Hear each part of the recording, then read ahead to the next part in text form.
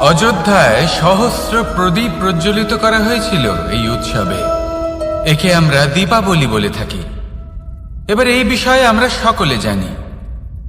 আপনি কি এটা জানেন যে শ্রীরাম বাস্তবে অমাবস্যার এক রাত আগেই অযোধ্যায় পৌঁছে গেছিলেন? সবার সামনে অমাবস্যার রাতে এসেছিলেন। এর কারণ কি? শ্রীরাম প্রমাণ করতে চেয়েছিলেন যে যে কোনো সময়, দিন হোক বা রাত, শুভ বা অশুভ হয় না। শুভ অশুভ কিছু থাকলে তা হলো মানুষের চিন্তা, তার ভাবনা, তার নির্বাচন আর তার কর্ম। নিজেই দেখে নিন, শ্রীরাম শুভ কাজ করে ফিরেছিলেন এবং অমাবস্যার মতো গভীর এক রাত্রিকেও দীপাবলিতে পরিবর্তিত করেছিলেন। এমনটাই যদি আমরা করতে পারি, তাহলে এমন কোন গৃহে যান যেখানে অসহায় ব্যক্তি রয়েছেন, যা অন্ধকারাচ্ছন্ন, আর সেখানে প্রকাশ প্রজ্বলিত করুন। প্রকাশ সহায়তা, প্রেরণা, আশার। যদি এমন কিছু আমরা করতে পারি, তাহলে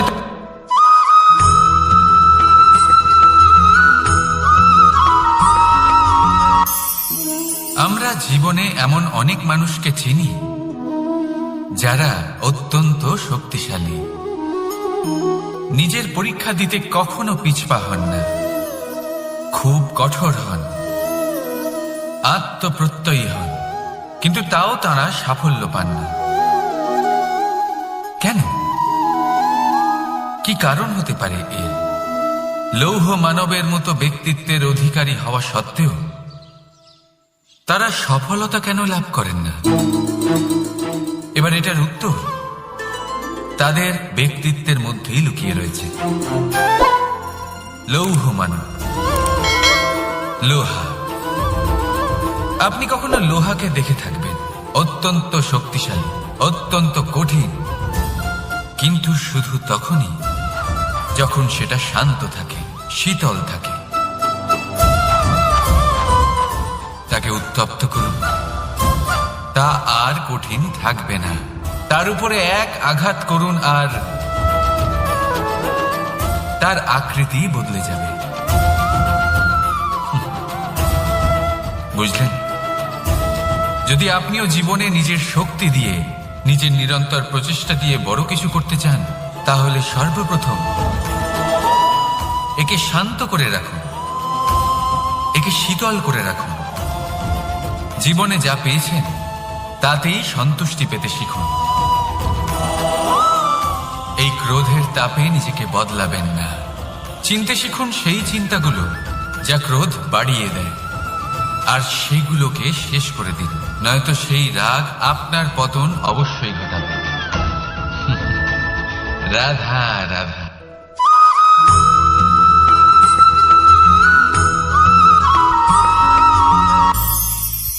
ভবিষ্যৎ। সংসারে এমন কোন ব্যক্তি আছেন যিনি নিজের ভবিষ্যতের বিষয়ে ভাবেন না?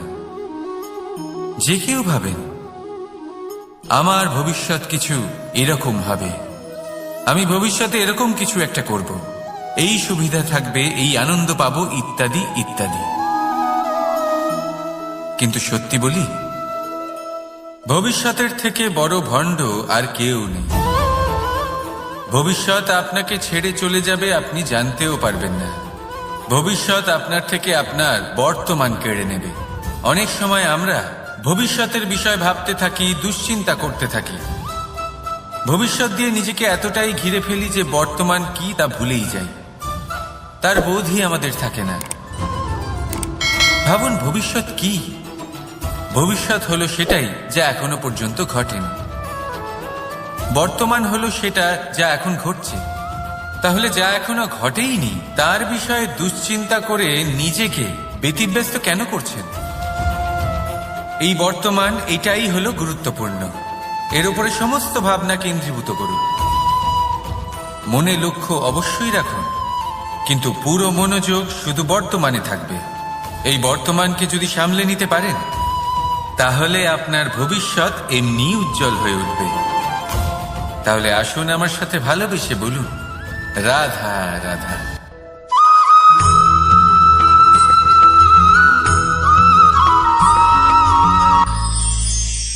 আমরা অনেকবার লোকের থেকে এই কথা শুনেছি, জীবনে যখনই ধন অর্জন করবে বাঁচিয়ে রাখবে। কি হয়, কঠিন পরিস্থিতিতে আপনার খারাপ সময় তা আপনার কাজে আসে। কিন্তু এই কথা কি 100% সত্যি? ভাবুন,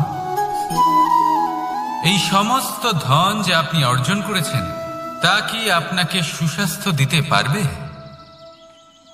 এই সমস্ত ধন কি আপনাকে সুখ এনে দিতে পারবে? পারবে না, তাই না? চলুন আমি আপনাকে একটা কথা বলি। পরমেশ্বর, ঈশ্বর, যদি এই ঈশ্বরের ওপর আপনি বিশ্বাস রাখেন, সর্বদাই ভালো কাজ করেন, সবার মধ্যে প্রেম ছড়িয়ে দেন আর সবার জন্য শুধু ও শুধুমাত্র শুভ কামনা করেন, তাহলে আপনার সাথে কখনো কোনো খারাপ হতে পারে না। তাই সময় বদলান, সময় বদলানোর উপকরণ নয়। আর ভালোবেসে বলুন, রাধা রাধা।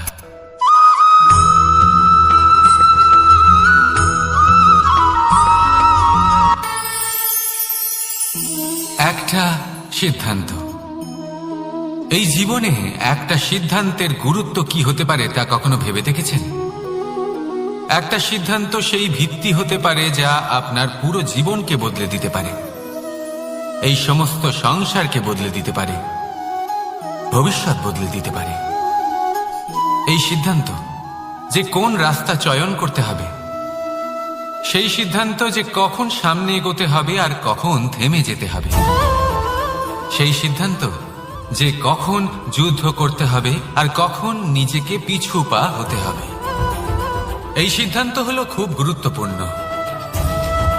আর আপনি তো এই সংসারে একা নন, তাই আপনার একটা সিদ্ধান্ত শুধু আপনার জন্যই নয়, সমস্ত সংসারের জন্য গুরুত্বপূর্ণ হতে পারে। এবার এই সিদ্ধান্ত আপনারই হবে। ভাবনা চিন্তা করে নেবেন, সাফল্য পাবেন। রাধা রাধা।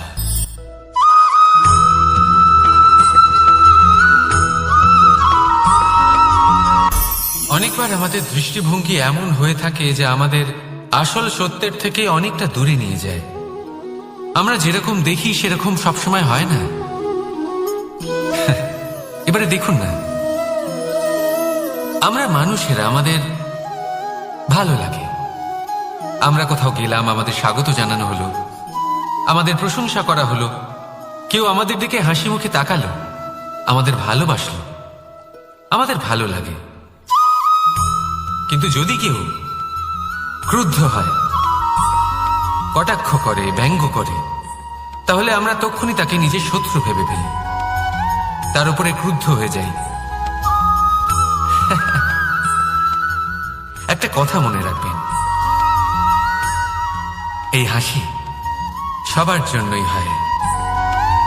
আপনি তাদেরকেও হাসি উপহার দিতে পারেন যাদের আপনি চেনেন, তাদেরও দিতে পারেন যাদের আপনি চেনেন না, ছোটদের দিতে পারেন, বড়দের দিতে পারেন, সবার জন্যই হলো এই হাসি। কিন্তু ক্রোধ, ক্রোধ তাদের ওপরেই আসে যাদের আমরা জীবনে কখনো হারাতে চাই না, যাদেরকে আমরা অসম্ভব ভালোবাসি, যাদের জন্য আমরা আশা করি যে তাদের জীবনের পরবর্তী সময় সব সময় সুখময় হোক, উজ্জ্বল হোক। সেই জন্য আপনার জীবনের সমস্ত সেই ব্যক্তি যারা আপনার উপরে ক্রুদ্ধ হন, কটাক্ষ করেন, জরুরি নয় তিনি আপনার শত্রুই হবেন।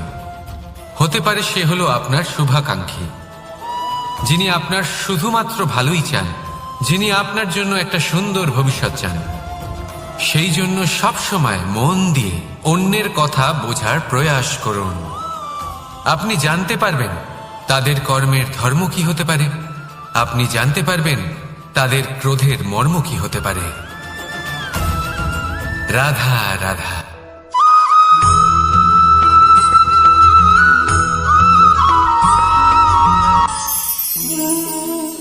অহংকার এ হলো ছোট একটা শব্দ, কিন্তু এর প্রভাব অত্যন্ত বৃহৎ হয়ে থাকে। আর সব থেকে বড় সমস্যা হলো মানুষ আজ অবধি বুঝতেই পারেনি যে এই অহংকারের বাস্তব রূপ কিরকম। কেউ একে গর্বের নাম দেন, কেউ একে আত্মসম্মানের নাম দিয়ে থাকেন, এবং কোথাও একটা এমন সময় চলে আসে যখন সময় এই অহংকারকে ভেঙে খান খান করে দেয়। আর তখন না গর্ব আপনাকে বাঁচাতে পারে, না আপনার আত্মসম্মান। এখন যদি আপনাকে উদাহরণ দিই, তাহলে যেখানে আপনি বসে আছেন সেই ঘরেই ওপরে তাকান, সেই ছাদের দিকে। যদি এই ছাদ অহংকার করতে থাকে যে দেখো, আমি তো সব থেকে উঁচু জায়গায় আছি, আমার চেয়ে ওপরে আর কেউ নেই, আমি এই ঘরে থাকা সমস্ত ব্যক্তিকে ছায়া প্রদান করি, যদি এই অহংকার এসে যায় তাহলে কি? একবার ভেবে দেখুন, যদি পরের দিন তার উপর আরো একটা তলা বানিয়ে দেওয়া হয় তাহলে কি? এই ছাদ, যার নিজের উঁচু হবার অহংকার ছিল, যে সব থেকে ওপরে ছিল, সে এবার পায়ের তলায় চলে এসছে। এটাই হয়ে থাকে। মনে কখনোই অহংকার পোষণ করবেন না। যদি মনের মধ্যে কিছু রাখতে চান তাহলে প্রেমের ভাব রাখুন, স্নেহ রাখুন। এই অহংকারকে আপনি যা ইচ্ছে নাম দিন, গর্ব হোক, আত্মসম্মান হোক, এর দ্বারা আপনার কোনোভাবেই কোনো লাভ হবে না। তাহলে এই অহংকারকে ত্যাগ করুন আর আমার সাথে ভালোবেসে বলুন, রাধা রাধা।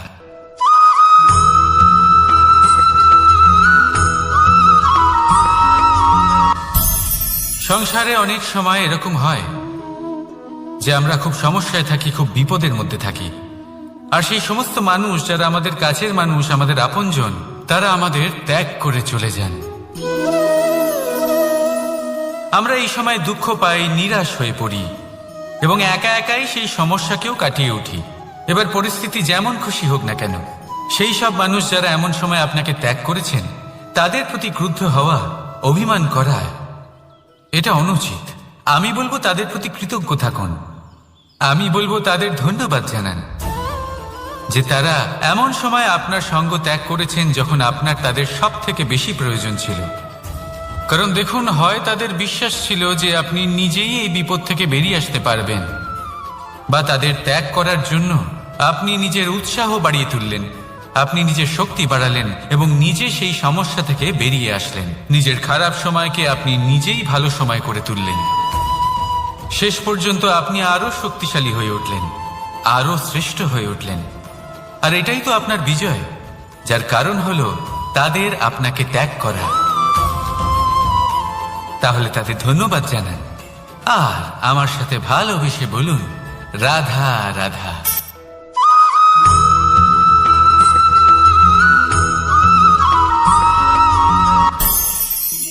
অনেক সময় যখন আমরা কর্ম করি, সাফল্য লাভ করি, কঠিন পরীক্ষায় উত্তীর্ণ হই, বড় কাজ করি, আমাদের মনে হয় এই সংসার আমাদের একটু প্রশংসা করুক, ভালো লাগে। অনেকবার মনে হয় এটা হলো আমাদের কর্মের ফলই বটে, আমরা আনন্দ পাই। কিন্তু যখন আমরা এই প্রশংসা পাই না, তখন কি হয়? আমরা দুঃখী হয়ে যাই, ভেঙে পড়ি। মনে হয় যেন আমার জন্য কেউ চিন্তাই করে না, এমন মনে হয় যেন আমাদের আনন্দে অন্য কেউ আনন্দই পায় না। অনেক রকম ভাবনা আসে। কিন্তু আমি আপনাকে একটা প্রশ্ন করতে চাই, আপনি যে কাজই করেন না কেন, যে কর্মই করেন না কেন, তা কি শুধুমাত্র প্রশংসার জন্য করেন? যদি এরকম হয়ে থাকে তাহলে সেই ভাবনা এক্ষুনি ত্যাগ করুন। কারণ এই প্রকৃতি আমাদের অন্য শিক্ষা দেয়।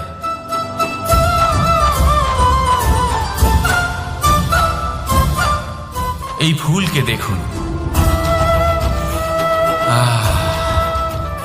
এই যে ফুলের সুবাস, যা আমার মনকে উচ্ছ্বসিত করে তোলে, মনে শক্তির সঞ্চার করে, এই সুগন্ধ। কিন্তু ভেবে দেখুন, ফুলের কিন্তু এই কাজ করার জন্য কোনো প্রশংসারই প্রয়োজন হয় না। এটাই হলো প্রকৃতির শিক্ষা। যিনি সৎ হন, সৎকর্ম করেন, তার কোনো প্রশংসার প্রয়োজন হয় না, কারণ ওনার কর্মই হলো ওনার সুবাস। মনে রাখবেন, আতর নকল ফুলে দেওয়া হয়, প্রকৃত ফুলের তার কোনো প্রয়োজন হয় না। সেইভাবেই আপনিও কর্ম করতে থাকুন শুভ চিন্তা নিয়ে। এই মনকে সব সময় শান্ত রাখুন, স্বচ্ছ রাখুন। যদি এরকম করেন তাহলে আপনার কর্ম এমন সুবাস ছড়াবে যে আপনার জীবনে শুধু এবং শুধুমাত্র আনন্দই থাকবে। তাহলে এই আনন্দ সহকারে বলুন, রাধা রাধা।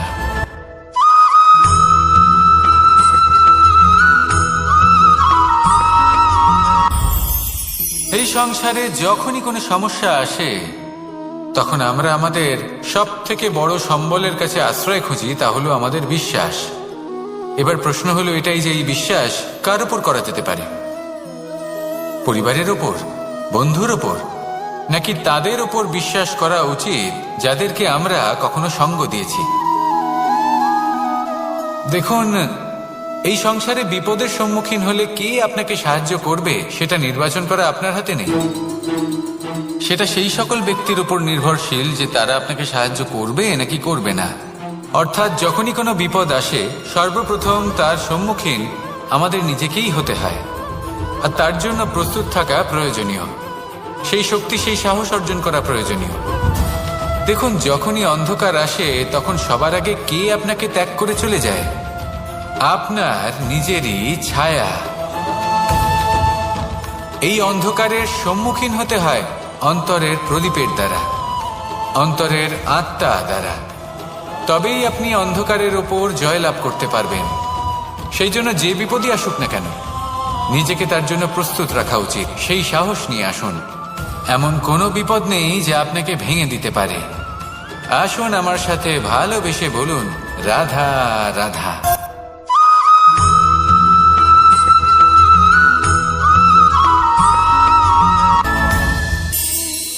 এই সংসারে এমন কোনো পর্বত নেই যা এতটাই উঁচু যে মানুষ তার শিখরে পৌঁছতে পারবে না, তাকে অতিক্রম করতে পারবে না।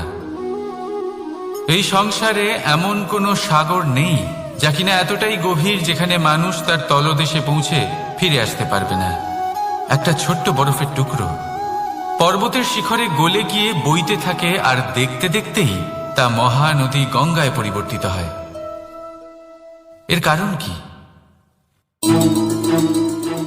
এর কারণ হলো প্রচেষ্টা, প্রারব্ধ নয়। এই প্রচেষ্টাই সুনিশ্চিত করে যে আপনার প্রারব্ধ কি হবে। এই সমস্ত কিছু হলো প্রচেষ্টা আর প্রারব্ধের খেলা। আপনার প্রচেষ্টা যেরকম হবে আপনার প্রারব্ধ সেরকমই হবে। আর আপনার প্রচেষ্টা যদি উচ্চ মানের হয় তাহলে প্রারব্ধকে আপনার সামনে নত হতেই হবে। কি বলেন? তাহলে আসুন আমার সাথে ভালোবেসে বলুন, রাধা রাধা। অনেক সময় মানুষ অতীতকে দেখেন আর তখন অহংবোধে পরিপূর্ণ হয়ে ওঠেন। কখনো বর্তমানের দিকে তাকান, ভবিষ্যতের দিকে তাকান আর পরিতৃপ্তিতে ভরে ওঠেন। কেন বুঝতে পারেন না একটা সহজ কথা? এই যে সৃষ্টি, এই সৃষ্টি হলো একটা বড় চক্র যা বারংবার আপনার কাছে ফিরে আসবেই। কঠিন থেকে কঠিনতর পরীক্ষায় আপনাকে নিযুক্ত করবে যাতে আপনাকে উত্তীর্ণ হতেই হবে। যা কাল ছিল তা আজ নেই, এটা সবাই জানেন। যা আজ আছে তা হয়তো কাল থাকবে না, এটাও আপনাকে মেনে নিতে হবে, তাও আবার হাসি মুখে। শান্ত থাকতে শিখুন আর কখনো এই মনের মধ্যে অহংকার উৎপন্ন হতে দেবেন না। হতে শিখুন সেই হিমবাহের মতো। হয়তো এই জন্যই এত শীতল থাকে কারণ ও জানে গতকালও জল রূপে ছিল, আজ বরফ রূপে হয়তো আছে, কিন্তু কাল পুনরায় সে জলেই পরিণত হবে। নিজেকে শান্ত রাখুন। হয়তো আজ আপনি সাফল্যের শিখরে আছেন, হয়তো বা নেই। আপনাকে প্রত্যেক দিন অবশ্যই দেখতে হবে। শুধু নিরন্তর প্রচেষ্টা করতে থাকুন, প্রত্যেক পরিস্থিতির জন্য তৈরি থাকুন আর একে ভারসাম্যে রাখতে শিখুন। আপনার কাল হোক, আজ হোক বা আগামীকাল, আপনার ভালো দিন হোক বা খারাপ দিন, সব পবিত্র হয়ে যাবে। তাহলে আসুন আর আমার সাথে ভালোবেসে বলুন, রাধা রাধা।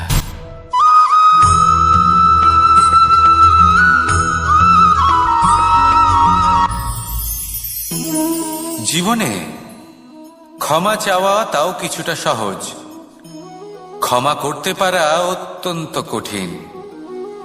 ক্ষমা 2 অক্ষরের এই শব্দ হতে পারে, কিন্তু অত্যন্ত বড় এই শব্দ, অত্যন্ত গুরুত্বপূর্ণ এই শব্দ। কখনো কখনো অন্য কাউকে ক্ষমা করে দেওয়া তাও কিছুটা সহজ কাজ, কিন্তু নিজেকে ক্ষমা করতে পারা অত্যন্ত কঠিন হয়ে দাঁড়ায়। অতীতে যদি আমাদের এমন কোনো ভুল হয় যে কারণে আমরা নিজেকে ক্ষমা করতে পারি না, অনেক সময় এমন কিছু ভুল করে বসি যে বিষয় শুধু আমরাই জানি, কিন্তু আমরা নিজেকে ক্ষমাই করতে পারি না, আর আমাদের বিকাশ সেখানে স্তব্ধ হয়ে যায়।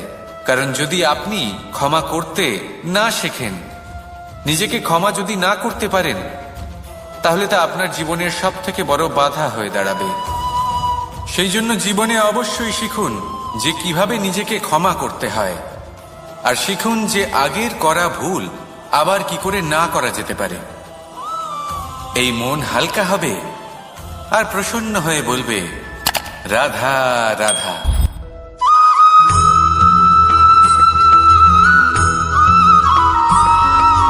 দোল উৎসবে এই সমগ্র সংসার রং নিয়ে খেলা করে, কিন্তু এই রঙের সারমর্ম এই সংসার কি জানে? কখনো দেখেছেন একটা চিন্তিত মুখ শুধুমাত্র রঙের স্পর্শ পেয়ে আনন্দিত হয়ে ওঠে? দোলে আমরা কি করি? পুরাতনকে ত্যাগ করি আর নতুনকে স্বাগত জানাই। শিশিরকে বিদায় জানিয়ে এক নতুন ঋতুকে আগমন জানাই। দুশ্চিন্তা দূর করে আসার নতুন রঙে রঙিন হয়ে ওঠা, নিজেকে আনন্দিত করা, এটাই তো হলো দোল। এবার দোলের একটা ব্যাপার আছে, দুটো রঙে একসাথে রঙিন হওয়া যায় না।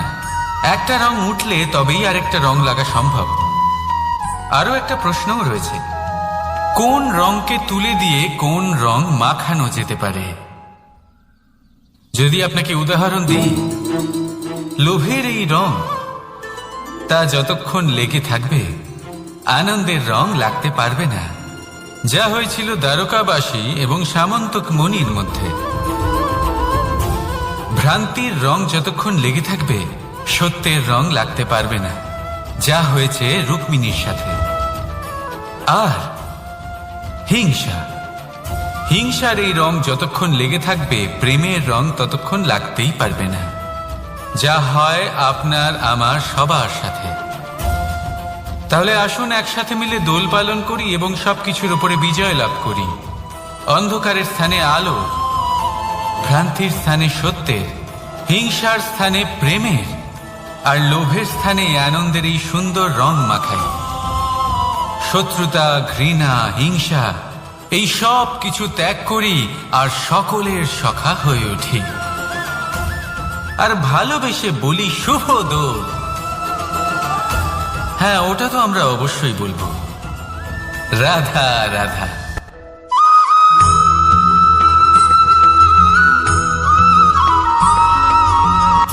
আমার কাছে যশোদা মা যেমন, আমার কাছে দেবকী মা যেমন, আমার কাছে ঠিক তেমনই হলেন গোমাতা।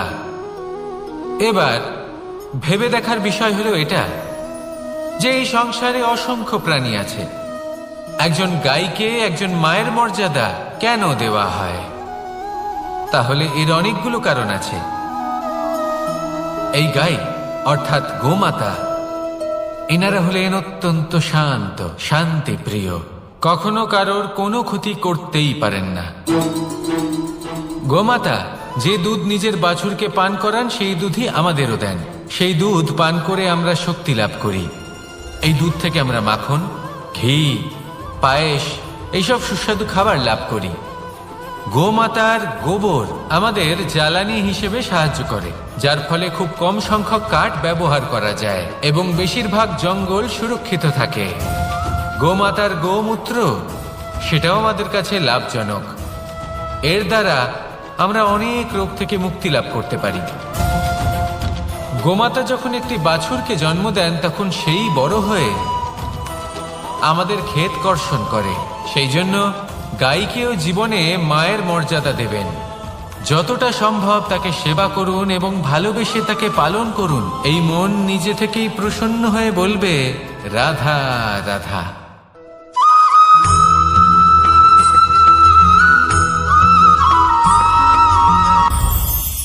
এই সংসারে যখনই কোনো সমস্যা আসে তখন আমরা আমাদের সব থেকে বড় সম্বলের কাছে আশ্রয় খুঁজি, তা হলো আমাদের বিশ্বাস। এবার প্রশ্ন হলো এটাই যে এই বিশ্বাস কার উপর করা যেতে পারে? পরিবারের ওপর, বন্ধুর ওপর, নাকি তাদের উপর বিশ্বাস করা উচিত যাদেরকে আমরা কখনো সঙ্গ দিয়েছি? দেখুন, এই সংসারে বিপদের সম্মুখীন হলে কে আপনাকে সাহায্য করবে সেটা নির্বাচন করা আপনার হাতে নেই। সেটা সেই সকল ব্যক্তির উপর নির্ভরশীল যে তারা আপনাকে সাহায্য করবে নাকি করবে না। অর্থাৎ যখনই কোনো বিপদ আসে সর্বপ্রথম তার সম্মুখীন আমাদের নিজেকেই হতে হয়, আর তার জন্য প্রস্তুত থাকা প্রয়োজনীয়। সেই শক্তি, সেই সাহস অর্জন করা প্রয়োজনীয়। দেখুন, যখনই অন্ধকার আসে তখন সবার আগে কে আপনাকে ত্যাগ করে চলে যায়? আপনার নিজেরই ছায়া। এই অন্ধকারের সম্মুখীন হতে হয় অন্তরের প্রদীপের দ্বারা, অন্তরের আত্মা দ্বারা। তবেই আপনি অন্ধকারের ওপর জয়লাভ করতে পারবেন। সেই জন্য যে বিপদই আসুক না কেন নিজেকে তার জন্য প্রস্তুত রাখা উচিত। সেই সাহস নিয়ে আসুন।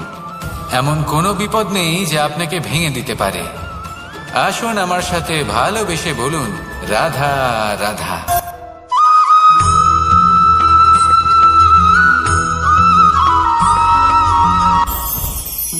মুঠো হাতের শক্তি বেশি, মুঠো খুললেই তা দুর্বল। তা এমন কি থাকা উচিত এই বন্ধ মুঠোয় যা লাখের সমান? মানসিকতা এবং স্বপ্ন। মানুষ জন্মগ্রহণ করে, তার মানসিকতা সময়ের সাথে উন্নত হয়। মানসিকতা অনুযায়ী সে স্বপ্ন দেখে, আর সেই স্বপ্ন সার্থক করতে সে পরিশ্রম করতে থাকে। কিন্তু খুব গুরুত্বপূর্ণ একটা কথা আছে যা আপনার মনে রাখা উচিত। আপনার এই মানসিকতা, আপনার এই স্বপ্ন, তা যেন আপনার নিয়ন্ত্রণে থাকে। আপনার বন্ধ মুঠোয় যেন এর লাগাম থাকে, আপনি যেন এর প্রভু হন। যদি তা হয় তবেই আপনি লাভবান হবেন। যদি এরা আপনাকে নিয়ন্ত্রণ করতে থাকে, যদি আপনার মুঠো খুলে যায়, না পথ আপনার নিয়ন্ত্রণে থাকবে, না মানসিকতা থাকবে, না স্বপ্ন নিয়ন্ত্রণে থাকবে। আর যদি তাই হয় তাহলে আপনি আপনার ভবিষ্যৎ নষ্ট করে ফেলবেন। তাই নিয়ন্ত্রণ করতে শিখুন নিজের বিচার বুদ্ধি, নিজের মানসিকতা, নিজের স্বপ্নকে। নিজের এই স্বপ্ন পূরণ করুন আর আমার সাথে ভালোবেসে বলুন, রাধা রাধা।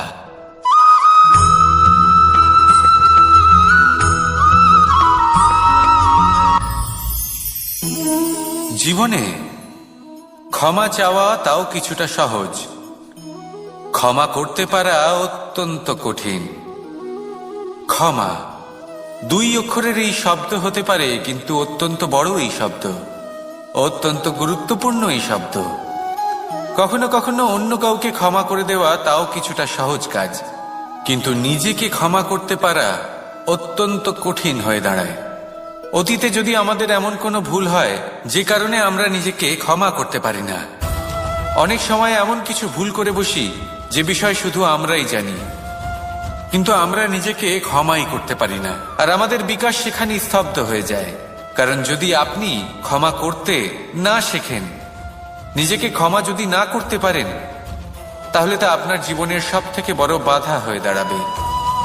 সেই জন্য জীবনে অবশ্যই শিখুন যে কিভাবে নিজেকে ক্ষমা করতে হয়, আর শিখুন যে আগের করা ভুল আবার কি করে না করা যেতে পারে। এই মন হালকা হবে আর প্রসন্ন হয়ে বলবে, রাধা রাধা।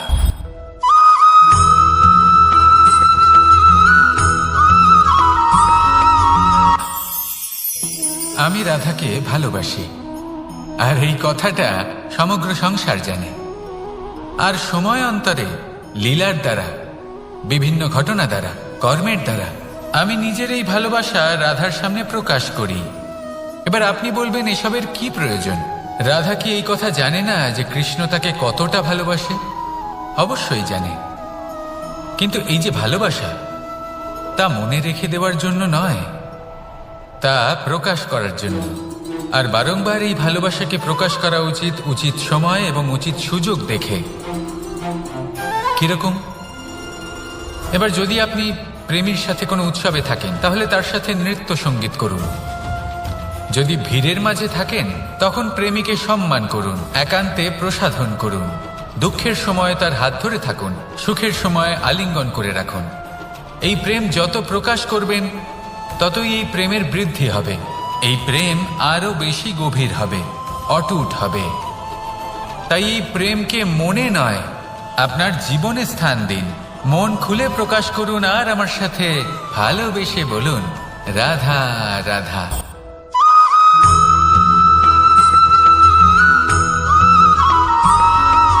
সদিচ্ছা দেখতে গেলে 3 অক্ষরে তৈরি এই শব্দ, কিন্তু সমস্ত ত্রিলোক তার উপরেই আধারিত। আপনি এই সংসারে এসেছেন, তখন অবশ্যই শ্বাস নেবেন, কিন্তু তার বদলে আপনাকে কিছু তো দিতেই হবে। আপনার উপর নির্ভর করছে আপনি কি দেবেন। কি দেবেন এই সংসারকে, এই সমাজকে, নিজের পরিবারকে, আর তার বদলে কি নেবেন?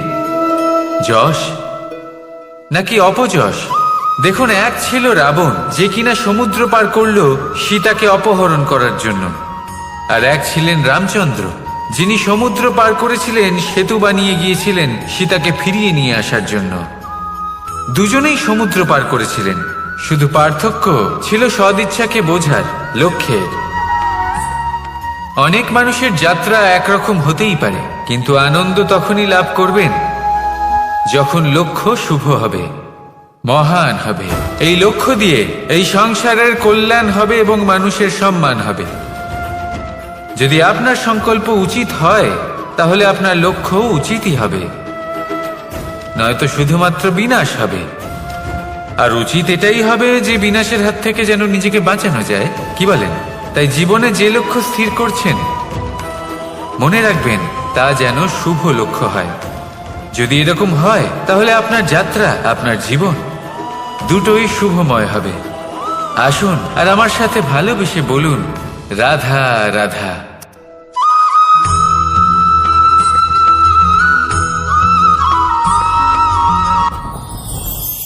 যত শক্তিশালী এই মন, তত শক্তিশালী এই শরীরও।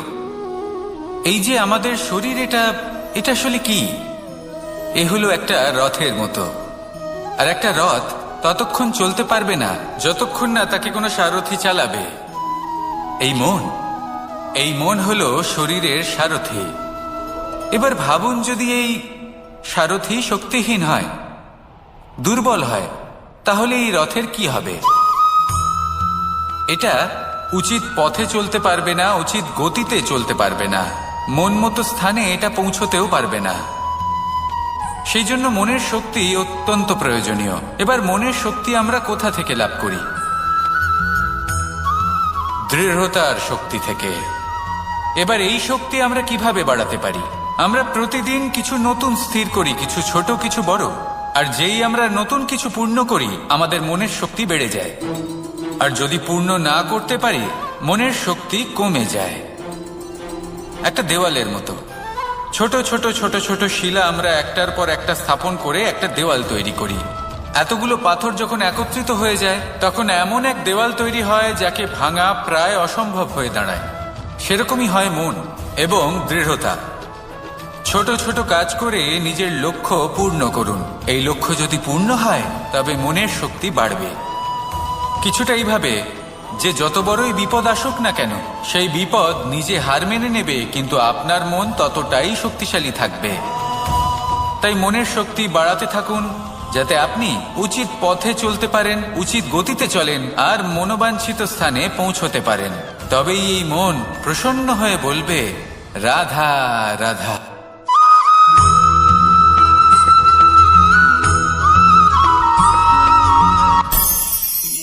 অনেক সময় যখন আমরা কর্ম করি, সাফল্য লাভ করি, কঠিন পরীক্ষায় উত্তীর্ণ হই, বড় কাজ করি, আমাদের মনে হয় এই সংসার আমাদের একটু প্রশংসা করুক, ভালো লাগে। অনেকবার মনে হয় এটা হলো আমাদের কর্মের ফলই বটে, আমরা আনন্দ পাই। কিন্তু যখন আমরা এই প্রশংসা পাই না, তখন কি হয়? আমরা দুঃখী হয়ে যাই, ভেঙে পড়ি। মনে হয় যেন আমার জন্য কেউ চিন্তাই করে না। এমন মনে হয় যেন আমাদের আনন্দে অন্য কেউ আনন্দই পায় না। অনেক রকম ভাবনা আসে। কিন্তু আমি আপনাকে একটা প্রশ্ন করতে চাই, আপনি যে কাজই করেন না কেন, যে কর্মই করেন না কেন, তা কি শুধুমাত্র প্রশংসার জন্য করেন? যদি এরকম হয়ে থাকে তাহলে সেই ভাবনা এক্ষুনি ত্যাগ করুন, কারণ এই প্রকৃতি আমাদের অন্য শিক্ষা দেয়।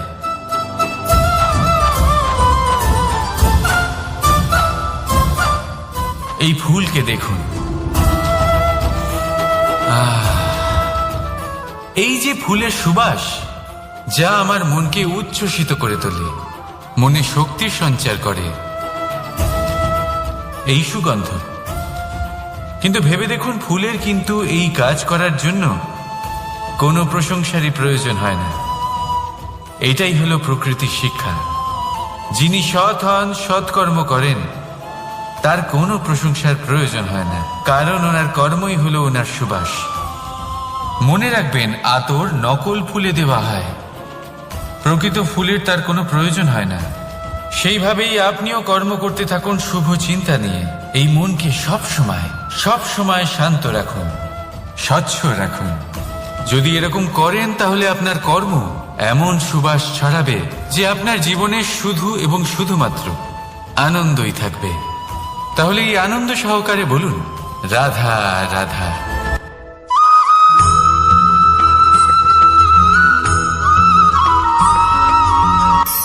ধন, ধন হলো কারোর জন্য মোহ, আবার কারোর জন্য মায়া, কারোর জন্য হয়তো ভাগ্য, আবার কারোর জন্য কর্মের পারিশ্রমিক। দেখতে গেলে এই ধন হয়তো সবার জন্যই অত্যন্ত প্রয়োজনীয় হয়ে থাকে। সেই জন্যই তো মানুষ নিজের সমস্ত জীবন অতিবাহিত করেন এই ধন অর্জন করার জন্য। অনেক মানুষ এমনও হয় যাদের সমস্ত জীবন এই ধন অর্জন করতেই কেটে যায়। প্রত্যেক মানুষই চেষ্টা করেন যেন তিনি ধনী হন, যত সম্ভব বেশি ধন অর্জন করতে পারেন, সম্পন্ন থাকতে পারেন। আর তা হবে নাই বা কেন? কারণ এটাই হলো এমন এক বস্তু যা আদান প্রদান এমন নানান কাজে আসে। চেষ্টা তো সব মানুষই করেন, ধন অর্জন সব মানুষ করতে পারেন না। কারণ হলো এটাই যে মানুষ ভাবেন যে তার কাছে কিছু ধন এলে তারপর তিনি কিছু করে দেখাবেন, আর ধন ভাবে যদি এই মানুষ কিছু করে দেখান তাহলে আমি তার কাছে আসব। সেই জন্য কিছু করে দেখান, এমন শ্রেষ্ঠ কাজ করে দেখান যাতে ধন নিজেই আপনার কাছে ছুটে আসে। যদি আপনি ধন লাভের আশায় ছোটেন তাহলে আপনি নিজের সন্তোষ ভাব হারিয়ে ফেলবেন। কিন্তু এই সম্পত্তি যদি আপনার কাছে ছুটে আসে তাহলে আপনাকে মহান বলা হবে। সেই জন্য কাজ করুন, শ্রেষ্ঠ কাজ করে দেখান, দেখবেন এই ধন ফলস্বরূপ আপনার কাছে আসবেই আসবে। তাহলে আসুন আমার সাথে ভালোবেসে বলুন, রাধা রাধা।